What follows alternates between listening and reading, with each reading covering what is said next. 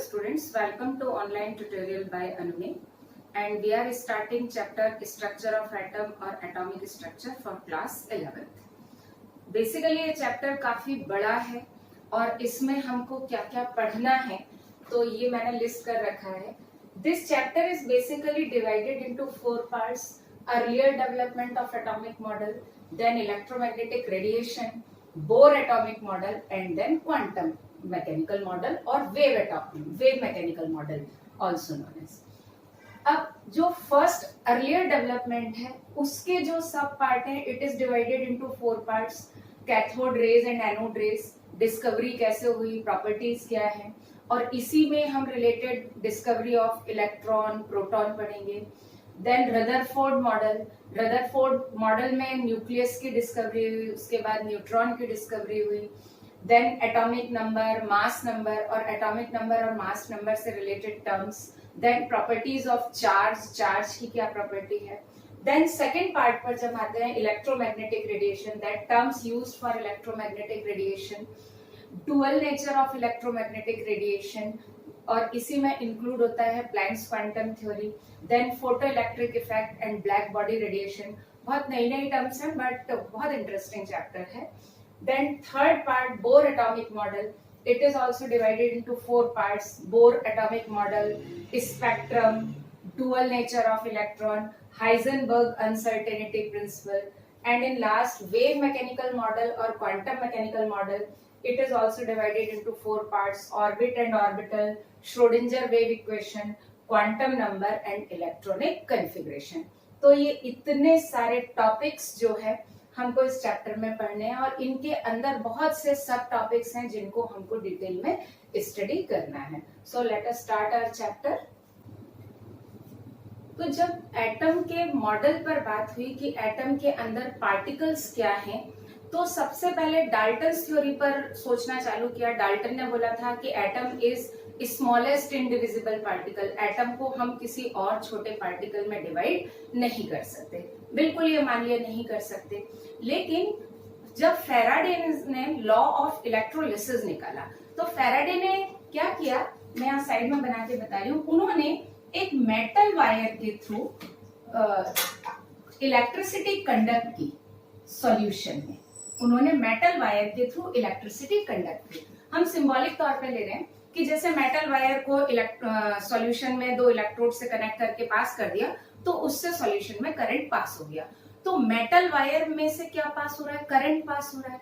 ठीक है, अब हम थोड़ा सा सोचते हैं. सपोज दैट ये मेटल वायर है और ये इलेक्ट्रिसिटी कंडक्ट कर रहा है. अगर ये इलेक्ट्रिसिटी कंडक्ट कर रहा है तो क्या कभी आपने देखा है कि मेटल में वाइब्रेशन होता है, वायर में वाइब्रेशन होता है जब उसमें इलेक्ट्रिसिटी करंट पास होती है? नहीं, वायर में कभी भी वाइब्रेशन नहीं होता. या वायर इलेक्ट्रिसिटी कंडक्ट करने के पहले कहीं पर मोटा कहीं पे पतला है और उसके बाद उसकी थिकनेस कहीं बढ़ जाती हो या थिननेस बढ़ जाती हो.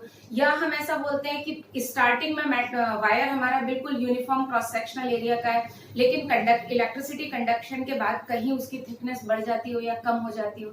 ऐसा भी नहीं होता.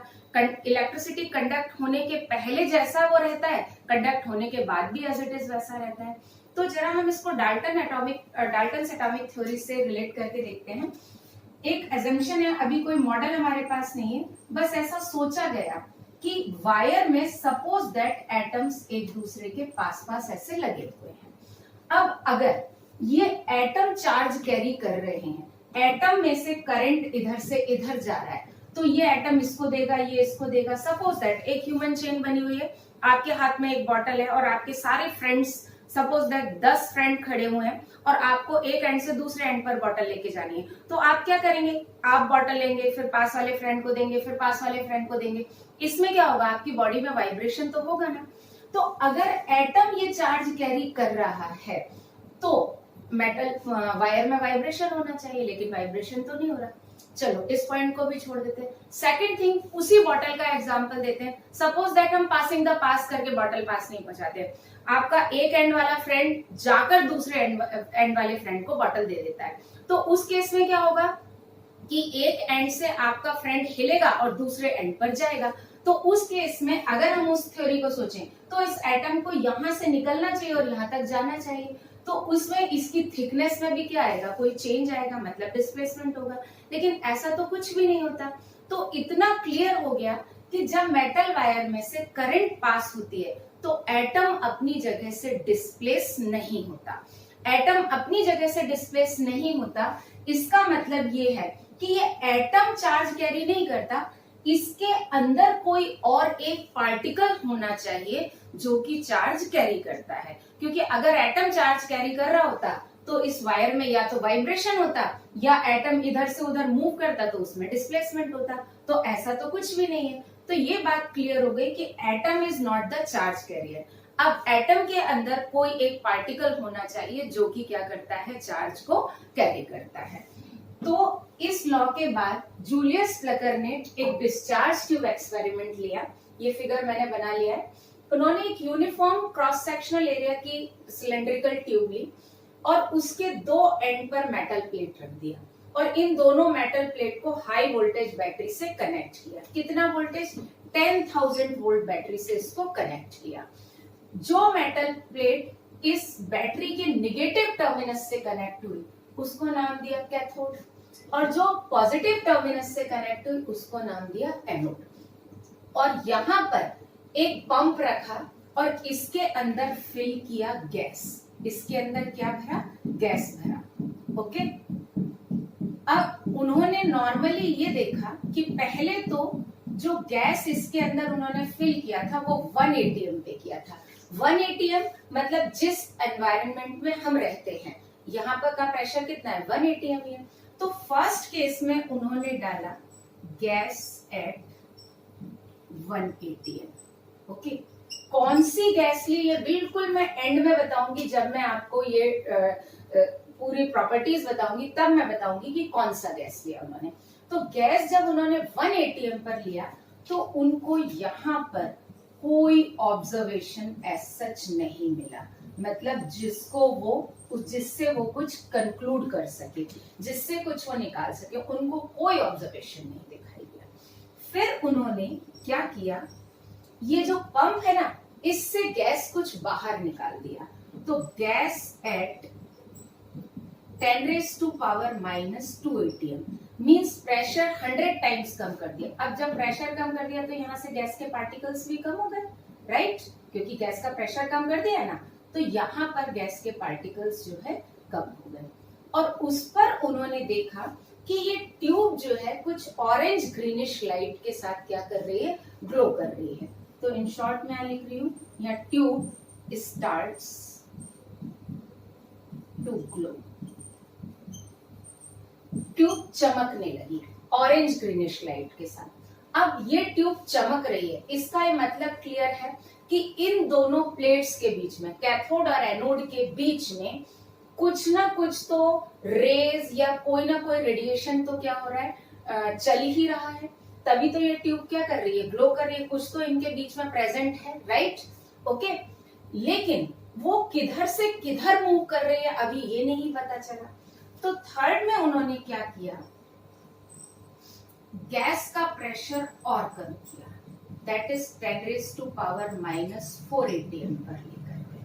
इतना जब प्रेशर लेके गए तो उसके साथ ही क्या हुआ कि ये वाला जो एंड, हाँ, ये दोनों एंड पर क्या किया कि एक फोटोग्राफिक मटेरियल की कोटिंग कर दी। फोटोग्राफिक मटेरियल जिस पर कोई रे स्ट्राइक करती है तो क्या होने लगता है, वो चमकने लगता है, राइट। तो बेसिकली यहाँ पर क्या किया, ZnS की स्क्रीन ली थी, जिंक सल्फाइड की, और उन्होंने देखा कि जैसे ही 10⁻⁻⁴ एटीएम किया ये वाला एंड न ग्लो करने लगा, चमकने लगा, right.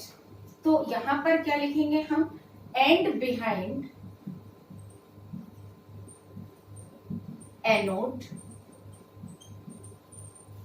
Starts to glow. Anode के पीछे वाला जो एंड है वो चमकने लगा। अब ये चमक रहा है, इसका मतलब कुछ रेज यहाँ पर आके क्या कर रही हैं, स्ट्राइक कर रही हैं, है ना। और ये गैस के पार्टिकल और भी कम कर दिए, 10⁻⁻⁴ एटीएम कर दिया था ना। तो इसका मतलब कुछ रेज यहां से निकल रही हैं, इस डायरेक्शन में चल रही हैं और यहां पर आके क्या कर रही है, स्ट्राइक कर रही है।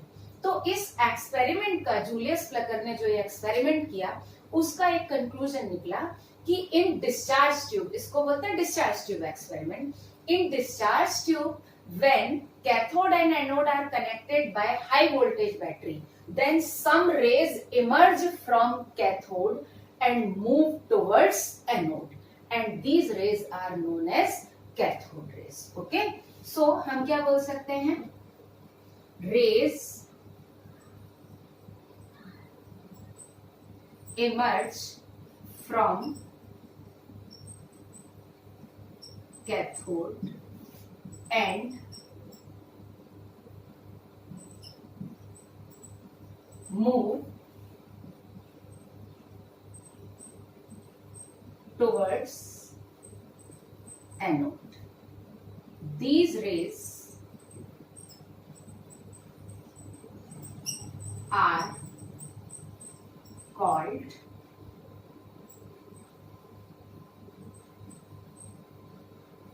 Cathode rays. इनको क्या नाम दिया, कैथोड रेज नाम दिया। कहां से इमर्ज हो रही हैं, कैथोड से इमर्ज हो रही हैं और एनोड की तरफ मूव कर रही हैं। तो जूलियस प्लकर ने ये एक्सपेरिमेंट, इसको discharge tube experiment it is known as, करके छोड़ दिया।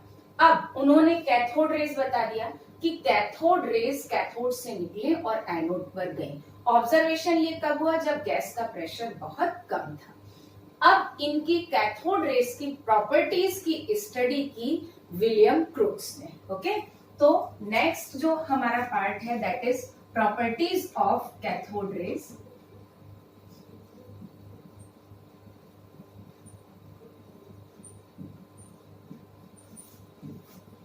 Properties of cathode raise.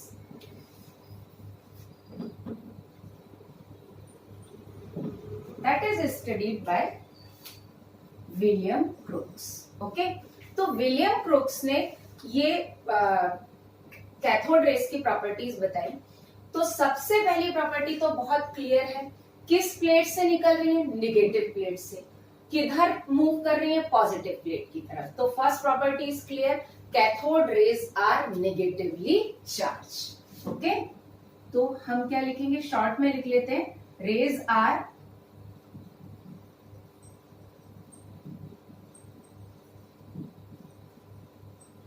Negatively charge. Okay, इनके ऊपर कौन सा चार्ज है, नेगेटिव चार्ज है। ओके, सेकंड थिंग, ये रेज जो होती है ना बिल्कुल स्ट्रेट लाइन में चलती है।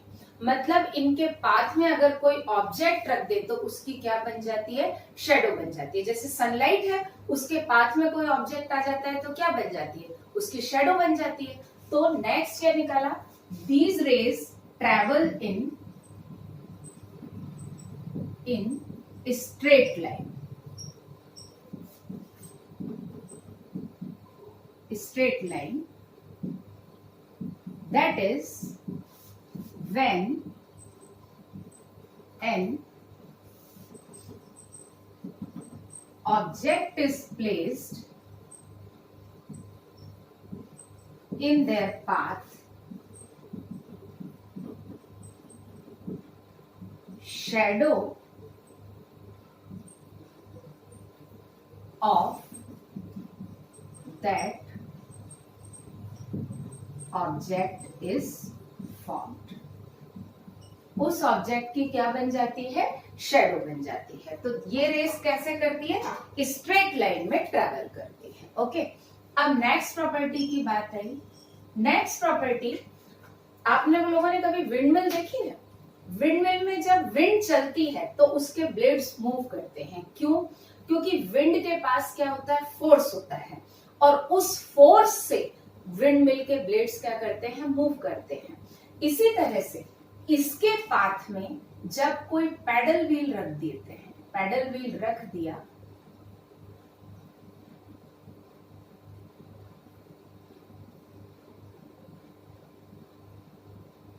तो ये पैडल व्हील क्या करने लगा, रोटेट करने लगा। राइट, ये पैडल व्हील रोटेट करने लगा। इसका मतलब इन रेस के पास, जो कैथोड रेज है, इनके पास फोर्स है, तभी तो वो क्या कर पा रहे हैं, डिस्प्लेस कर पा रहे हैं। और इनके पास फोर्स है और डिस्प्लेस कर पा रहे हैं, तो इसको तो हम वर्क बोलते हैं ना। कौन सा वर्क बोलते हैं, mechanical work, right. So these raise have mechanical effect. कौन सा effect, mechanical effect, because they can cause displacement. ये क्या कर सकते हैं, डिस्प्लेसमेंट कर सकते हैं। तो नेक्स्ट प्रॉपर्टीज क्या निकाली, these raise have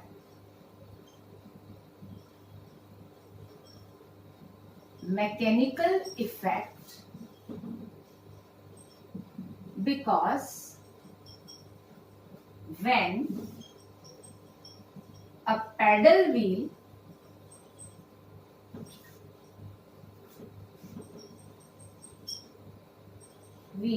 is placed it starts to rotate, right? तो इनके पास क्या है, मैकेनिकल इफेक्ट। अब अगर हम मैकेनिकल इफेक्ट से रिलेटेड बात करें तो मैकेनिकल इफेक्ट के लिए फोर्स चाहिए, और फोर्स के लिए क्या चाहिए, मास चाहिए, राइट। फोर्स के लिए क्या चाहिए, मास, और मास है मतलब ये रेज नहीं है, इन रेज के पास मास है, मतलब ये रेज छोटे छोटे पार्टिकल से बनी, मिलकर बनी है। भाई पार्टिकल होगा तभी तो मास आएगा, राइट। सनलाइट में कोई पार्टिकल नहीं है तो उसके पास कोई मास नहीं है, लेकिन एयर के पास तो पार्टिकल है ना, ऑक्सीजन के, नाइट्रोजन के, गैसेस के पार्टिकल हैं, इसलिए एयर के पास क्या है, मास है। तो जिसके पास मास है वही फोर्स जनरेट कर पाएगा, राइट। और जिसके पास मास है मतलब वो पार्टिकल से मिलकर बना है, ओके। तो फोर्थ प्रॉपर्टीज क्या हो गई, these rays are made up of material particle. तो नेक्स्ट प्रॉपर्टी क्या हो गई, are made up of material particles and these particles have negative charge, okay, and these particles have negative charge। Negative charge इसलिए because race पर कौन सा charge है, negative charge है, तो डेफिनेटली उसके पार्टिकल पर भी कौन सा होगा, नेगेटिव चार्ज होगा, ओके डन। उसके बाद अब ये रे बिल्कुल स्ट्रेट चलती हैं, पैडल व्हील रख देते हैं तो क्या कर देती हैं, रोटेट कर देती हैं। एक और चीज, यहाँ पर कुछ हुआ था, जब ये यहाँ स्ट्राइक किया था तो लाइट प्रोड्यूस हुई थी ना। जब किसी सरफेस पर स्ट्राइक करके लाइट प्रोड्यूस होती है, that is known as fluorescence. आपने देखा होगा ना, रोड के साइड में लगे रहते हैं ग्लो साइन बोर्ड वगैरह, तो जब तक उस पर किसी व्हीकल की लाइट नहीं पड़ती वो नहीं चमकते, लेकिन जैसे ही व्हीकल की लाइट पड़ती है तो क्या हो जाते हैं, वो चमकने लगते हैं ना। तो this phenomena is known as fluorescence, okay. ऐसे ही जब ये कैथोड रेज इस सरफेस पर स्ट्राइक करती हैं, और ये सरफेस पर क्या है, ZNS की स्क्रीन है, तो जब ये इस सरफेस पर स्ट्राइक करेंगी तो क्या करेंगी, वो चमकने लगेंगी। तो हम क्या बोल सकते हैं, these raise can produce fluorescence when they strike on the surface, okay. तो फिफ्थ प्रॉपर्टीज क्या हो गई, fifth property, these raise can produce, can show भी बोल सकते हैं, कैन, या अपन ऐसा लिख सकते हैं, these raise show fluorescence, can क्या कर, fluorescence when strike on a surface, okay. जैसे आप लोगों ने देखा होगा ना, CFL है, कॉम्पैक्ट फ्लोरोसेंट लैंप, वही है। उसमें क्या होता है कि कम पावर में ज्यादा लाइट प्रोड्यूस हो जाती है। क्यों, क्योंकि CFL ट्विस्टेड होती है, राइट। वो इसी प्रिंसिपल पे काम करती है, वो ट्विस्टेड होती है। और क्या होता है कि उसमें जो रेस प्रोड्यूस होती हैं वो स्ट्रेट लाइन में ट्रेवल करती हैं, तो जितनी ज्यादा ट्विस्टेड होगी उतनी बार मल्टीपल स्ट्राइकिंग होगी सरफेस पर, क्योंकि स्ट्रेट चलेगी और हर बार रास्ता घुमा हुआ तो टकराएगी। तो मल्टीपल स्ट्राइकिंग से क्या होगा, वो ज्यादा लाइट प्रोड्यूस करेगी। इसलिए CFL कम वाट में भी क्या कर देती है, ज्यादा लाइट प्रोड्यूस कर देती है। क्यों? क्योंकि वो जितनी ज्यादा ट्विस्टेड होगी उतना मल्टीपल क्या होगा, उस पर स्ट्राइकिंग होगा। तो सेम प्रिंसिपल यहाँ है, दे show fluorescence when strike on a surface. Okay, now 6th property अगर हम देखें, ये फोटोग्राफिक मटेरियल है, तो जब ये फोटोग्राफिक मटेरियल पर कोई स्ट्राइक करती है तो उसको अफेक्ट कर देती है। तो these can also affect the photographic plate. तो हम क्या बोल सकते हैं, these raise affect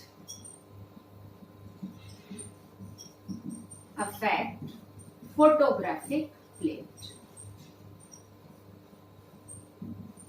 photographic plate को भी क्या कर देती है, अफेक्ट कर देती है। ओके, तो ये 6 प्रॉपर्टीज हुई। अभी अब आगे की और प्रॉपर्टीज देखते हैं हम। Now next property,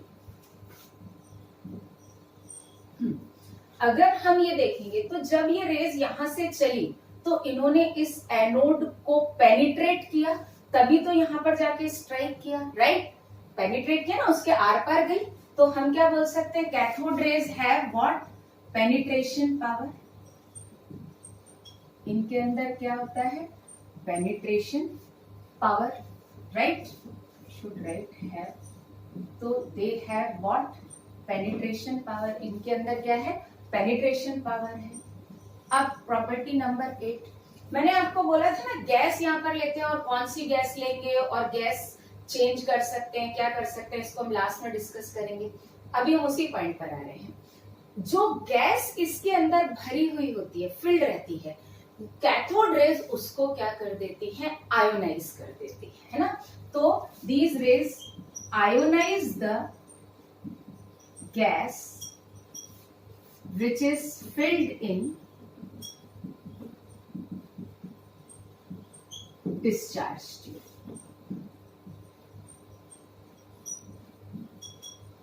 which is filled in discharge tube। Discharge tube में जो गैस भरा है उसको क्या कर देती है, आयोनाइज कर देती है। आयोनाइज मतलब रिमूवल ऑफ इलेक्ट्रॉन, उसमें से क्या कर देते हैं, इलेक्ट्रॉन को निकाल देती है, रिमूवल ऑफ इलेक्ट्रॉन। ओके, अभी इस प्रोसेस को अपन देखेंगे जब एनोड रेज पढ़ेंगे कैसे निकलते हैं। अब एक इंपॉर्टेंट बात, प्रॉपर्टी एंड करने से पहले, ये जो anode rays sorry cathode rays है, जब यहाँ पर जिंक सल्फाइड की स्क्रीन रहती है तो ये लाइट प्रोड्यूस करती है। क्या प्रोड्यूस करती है, लाइट। लेकिन अगर हम जिंक सल्फाइड की कोटिंग नहीं भी करें तो यहाँ पर ग्रीन कलर की ग्लोइंग आएगी, राइट? लाइट मतलब व्हाइट लाइट प्रोड्यूस करेंगी। और अगर जिंक सल्फाइड की कोटिंग नहीं है तो क्या प्रोड्यूस करेंगी, ग्रीन ग्लो। तो हम क्या लिख सकते हैं, cathode raise produce green glow when strikes on the glass surface and produce light when strikes on zinc sulfide screen। Okay, तो ये cathode raise produce green glow when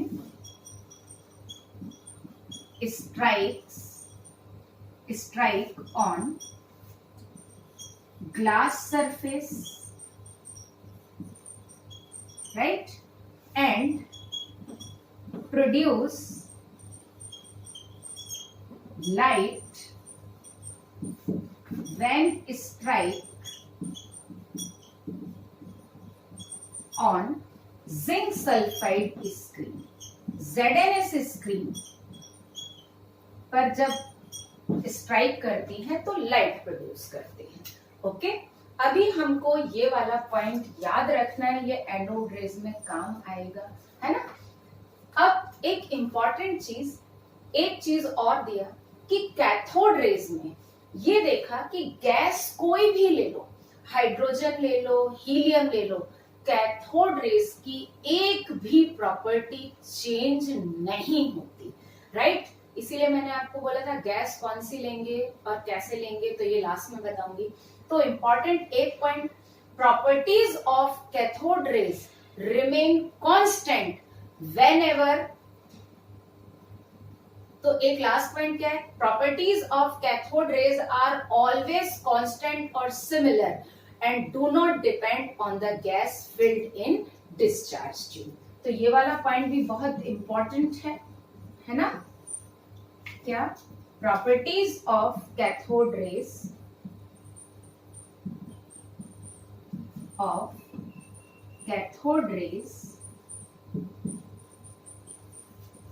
do not depend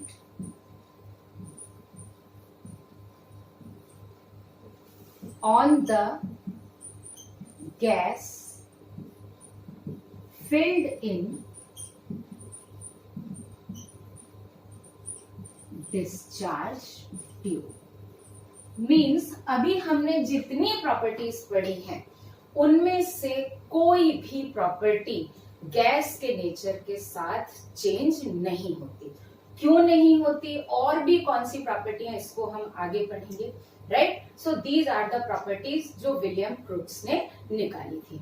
अभी तक इस डिस्चार्ज ट्यूब एक्सपेरिमेंट से 2 scientist add हो गए, सबसे पहले जूलियस प्लकर, फिर विलियम क्रूक्स। अब इसके बाद में बारी आती है सर जे थॉमसन की। तो after discovery of properties of cathode rays, J Thomson work on this experiment, और उन्होंने ये बताया, उन्होंने निकाला सबसे पहले charge to mass ratio. Because cathode raise पर कौन सा चार्ज है? नेगेटिव चार्ज है, राइट? क्लियर?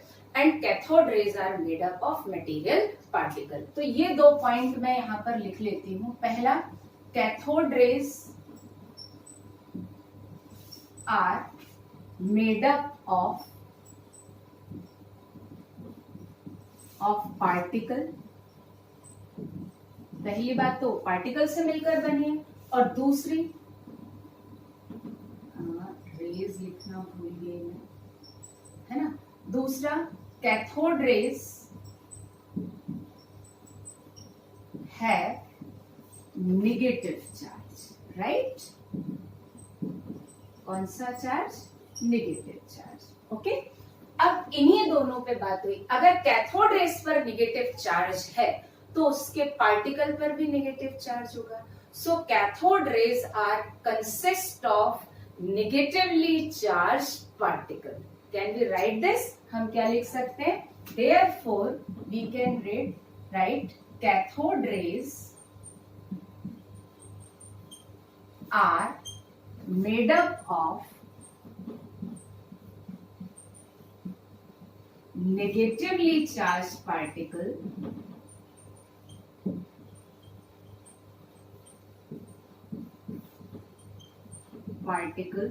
right?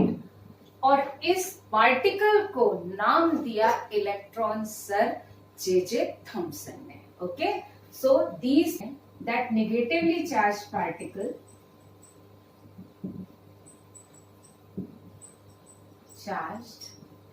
particle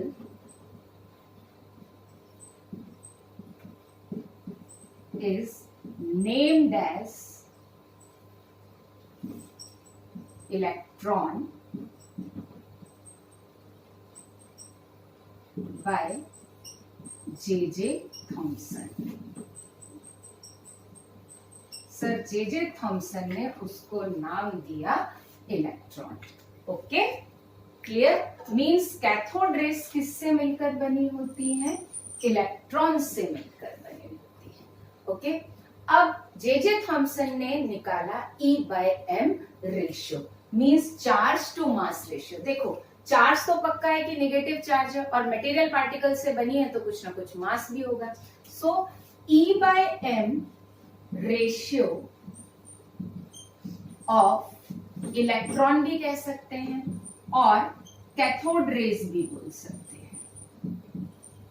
ये सर जे थॉमसन ने निकाला E/m ratio and that is equals to 1.76 into 10⁻11 coulomb per kilogram. Okay, कितना निकाला? 1.76 into 10⁻11 coulomb per kilogram. This E/m ratio is given by sir J Thomson. किसने निकाला? मैं यहां लिख देती हूं, सर जे थॉमसन ने इसको निकाला। और उन्होंने ये बताया कि E/M ratio of cathode raise is always constant. However हम ये पहले ही पढ़ चुके हैं कि कैथोड रेज की सारी प्रॉपर्टीज कांस्टेंट होती हैं, गैस पर डिपेंड नहीं करती। हम कोई भी गैस फिल कर ले उस पर डिपेंड नहीं करती। ओके, तो E/M ratio of cathode raise does not depend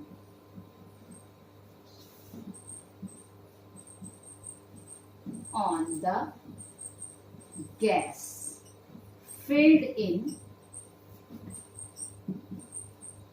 discharge tube, right? Discharge tube में जो गैस फिल है उस पर E/M रेशियो डिपेंड नहीं करता। तो E/M रेशियो किसने निकाल के दिया? सर जे थॉमसन ने निकाल दिया।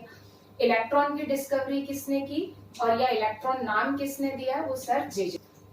तो जब सर जे थॉमसन ने इलेक्ट्रॉन की डिस्कवरी कर दी और उसका E/M रेशियो निकाला, उसके बाद उन्होंने उसका मास भी निकाला।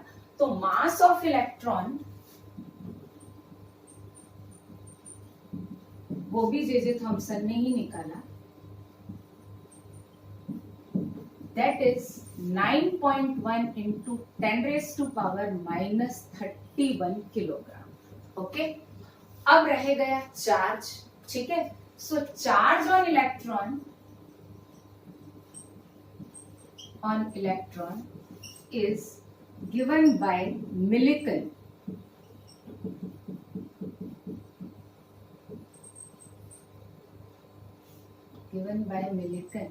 by oil drop experiment।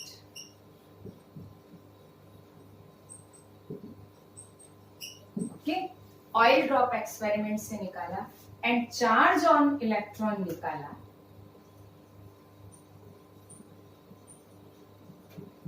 That is 1.6 into 10 raised to power minus 19 coulomb. बच्चों को ये डाउट आता है कि ऑयल ड्रॉप एक्सपेरिमेंट क्या है। एक्चुअली मैं रफली बता देती हूँ। उन्होंने एक कंटेनर लिया, ओके, और इस कंटेनर में उन्होंने यहाँ पर एक पॉजिटिव प्लेट रखी और ये नेगेटिव प्लेट रखी, बैटरी से कनेक्ट कर दिया। ये नेगेटिव प्लेट है और ये पॉजिटिव प्लेट है, और यहां से क्या किया कि और यहां पर बैटरी कनेक्ट कर दी, और यहां से उन्होंने एक एटोमाइजर एक स्प्रे होता है जिससे बहुत फाइन ड्रॉपलेट्स मिलती हैं। तो एक एटोमाइजर के थ्रू ऑयल ड्रॉपलेट्स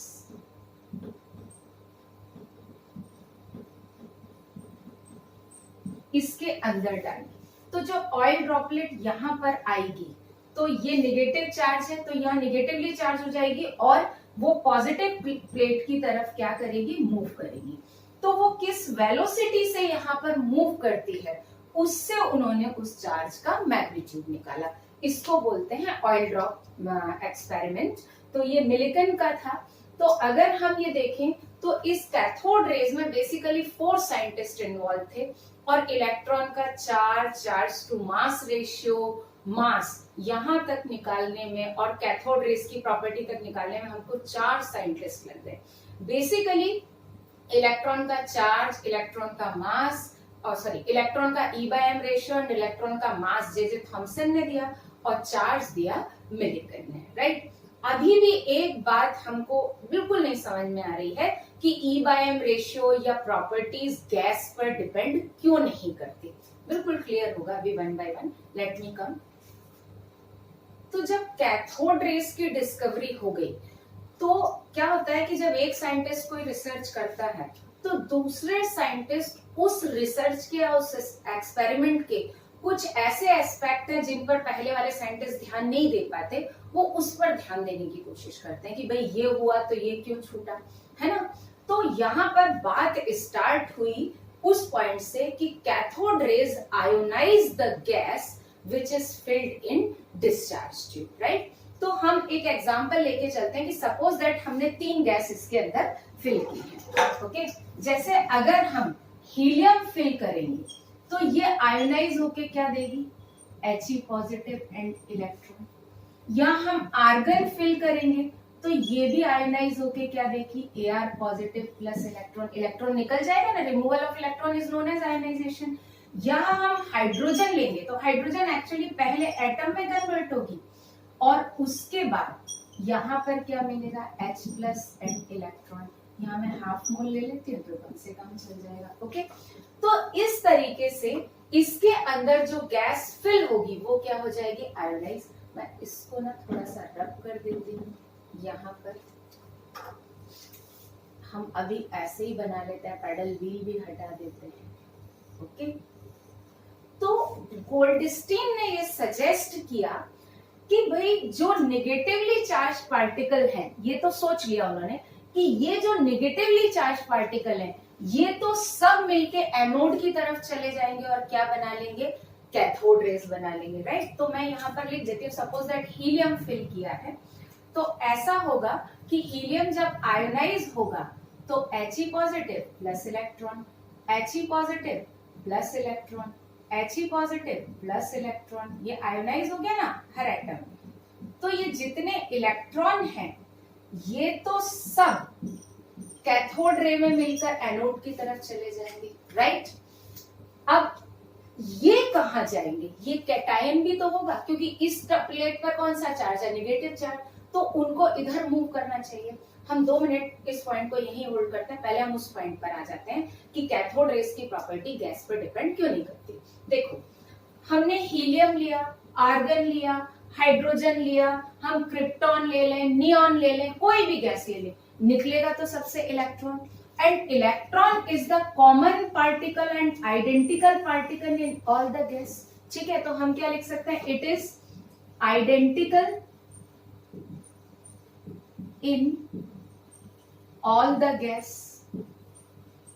हम कोई भी गैस ले तो इलेक्ट्रॉन तो सबसे एक ही निकलेगा, और जब इलेक्ट्रॉन सबसे एक ही टाइप का निकलेगा तो कैथोड रेस की प्रॉपर्टी गैस के नेचर पर डिपेंड नहीं करेगी, राइट। क्यों, because cathode rays are made up of electron. अब इलेक्ट्रॉन हीलियम से निकले, आर्गन से निकले, हाइड्रोजन से निकले, नियॉन से निकले, किसी से भी निकले, कैथोड रेस की कोई भी प्रॉपर्टी गैस पर डिपेंड नहीं करती। मींस कैथोड रेस का चार्ज, कैथोड रेस का मास, कैथोड रेस का E/m रेशियो, कैथोड रेस की पेनिट्रेशन पावर, कैथोड रेस की वेलोसिटी, कोई भी चीज गैस के नेचर पर डिपेंड नहीं करती, because electron is identical in all the gas. So this point is clear कि कैथोड रेस की प्रॉपर्टी गैस के नेचर पे क्यों नहीं डिपेंड करती। मैंने स्टार्टिंग में ही बोला था कि कौन सी गैस लेनी है और गैस के नेचर पर कैसे डिपेंड नहीं करता है, बिल्कुल लास्ट में क्लियर होगा। So this point is clear. Okay, अब हम आते हैं,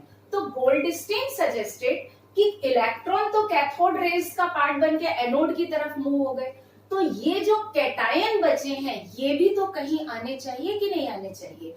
और अगर ये कैटायन इधर मूव कर रहे हैं, इस डायरेक्शन में अगर ये मूव कर रहे हैं तो कोई प्रूफ चाहिए। जैसे इसका प्रूफ क्या था कि ये एंड ग्लो करने लगा था, ये एंड ग्लो करने लगा था मतलब कुछ रेज यहाँ पर आके स्ट्राइक कर रही थी, तो ऐसा ही कुछ प्रूफ यहाँ पर चाहिए। ओके, अब उस प्रूफ के लिए क्या करें, बहुत दिमाग लगाया, नहीं सोचा।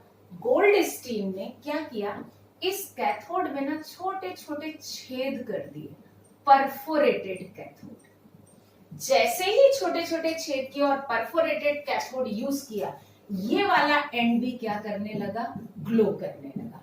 तो प्रूव हो गया कि ये इलेक्ट्रॉन जब एनोड की तरफ मूव करते हैं, then cations of the gas move towards cathode. Okay, cations of the gas move towards cathode and they strike on the surface and produce fluorescence. Okay, तो इन रेस को नाम दिया एनोड रेस। तो एनोड रेस की discovery किसने की, Goldstein ने की। तो हम क्या लिख सकते हैं, Goldstein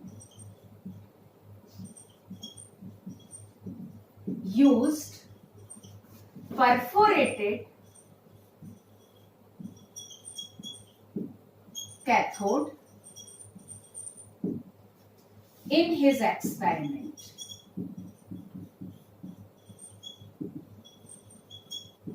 and observed that end behind cathode also starts to glow, right? ये वाला एंड भी क्या करने लगता है? ग्लो करने लगता है।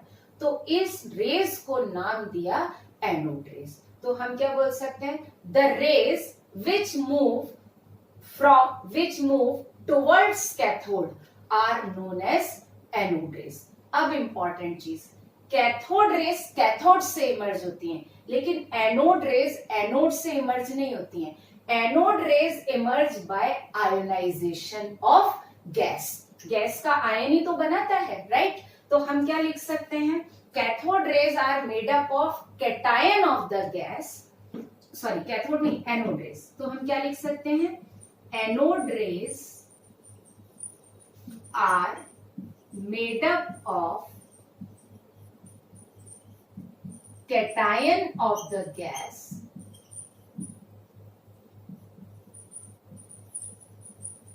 and move towards cathode। किसकी तरफ मूव करती हैं? कैथोड की तरफ मूव करती हैं। इंपॉर्टेंट चीज, anode rays do not emerge from anode. Anode rays emerge by ionisation of gas. तो ये भी लिख लेते हैं हम, anode rays emerge by ionisation of gas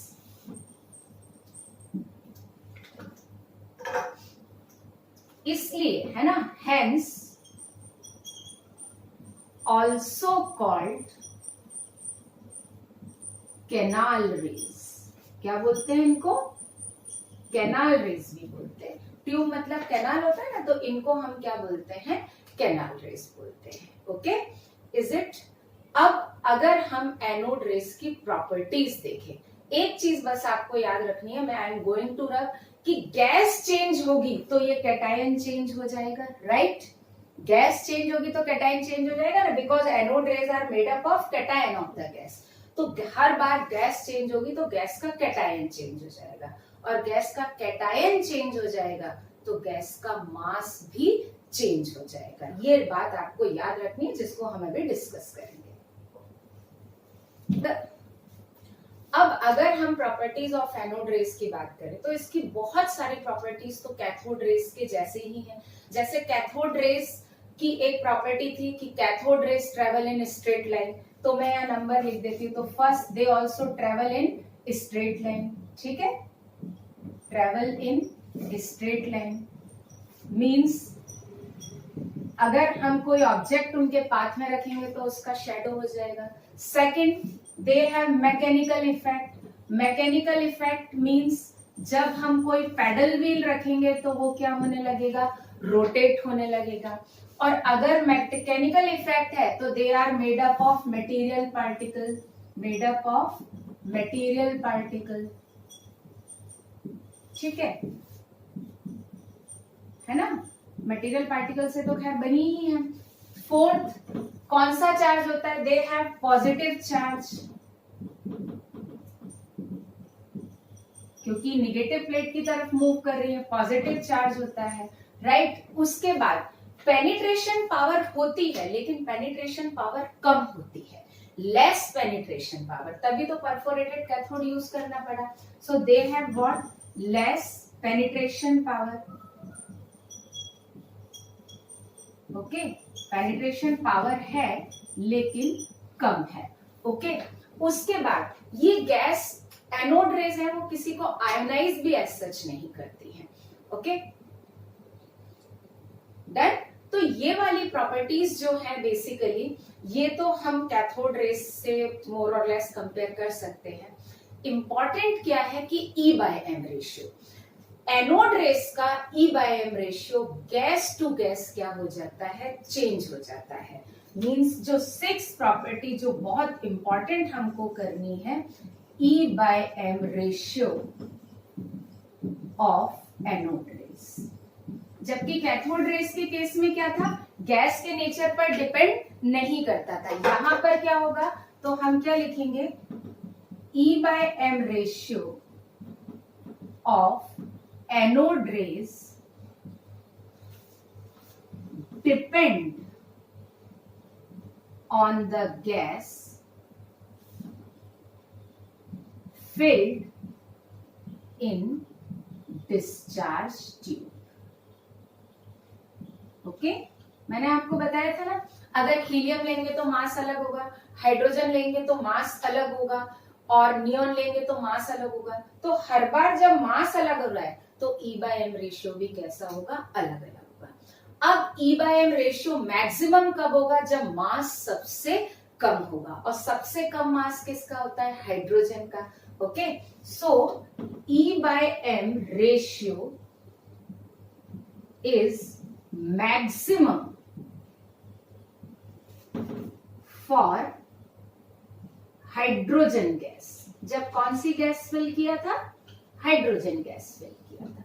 अब जब हाइड्रोजन गैस को हम फिल करेंगे, कौन सा गैस फिल किया था, हाइड्रोजन गैस। जब हम हाइड्रोजन गैस फिल करेंगे तो H आयोनाइज होके क्या बनाएगा, H+ एंड इलेक्ट्रॉन। ये मैं आपको बता चुकी हूँ, ये कैथोड रेस का पार्ट हो जाएगा और ये किसका पार्ट होगा, एनोड रेस। तो E/m ratio is maximum for hydrogen gas, और इस हाइड्रोजन गैस से जो ये निकला इसको नाम दिया प्रोटॉन। क्या नाम दिया, प्रोटॉन, और ये तो इलेक्ट्रॉन है, right. So cation of hydrogen gas is named as proton.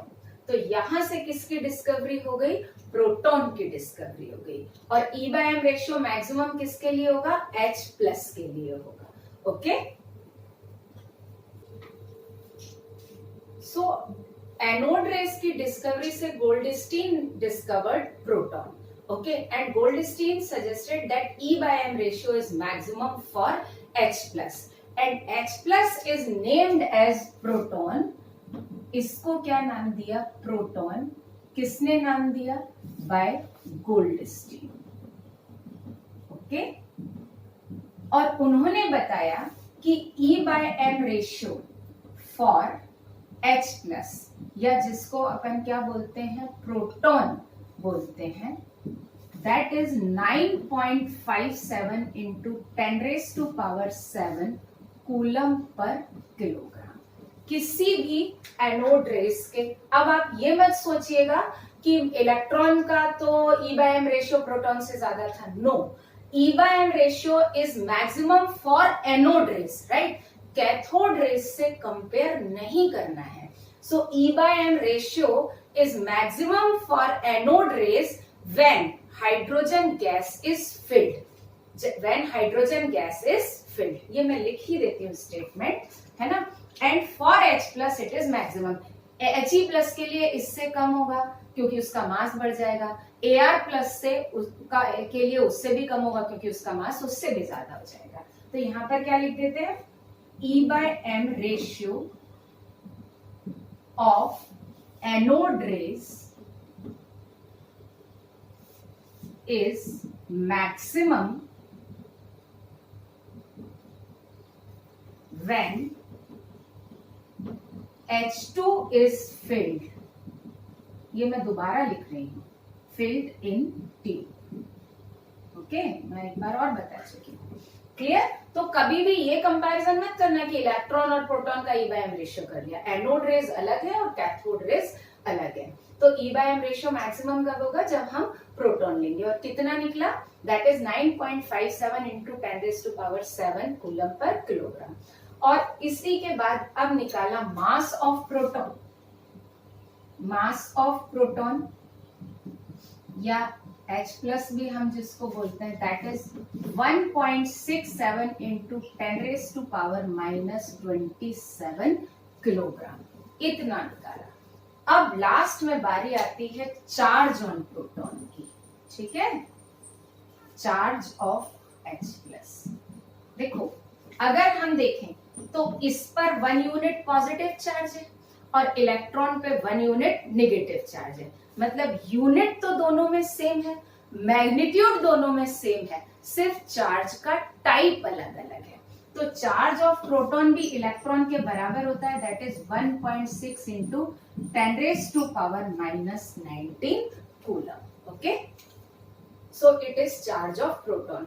So remember it, E/M ratio of anode rays depends on the gas filled in discharge tube. ये प्रॉपर्टी कैथोड रे से different है। And second thing, anode rays do not emerge from anode. Anode rays emerge by ionization of gas filled in discharge tube, so also known as canal rays. Okay.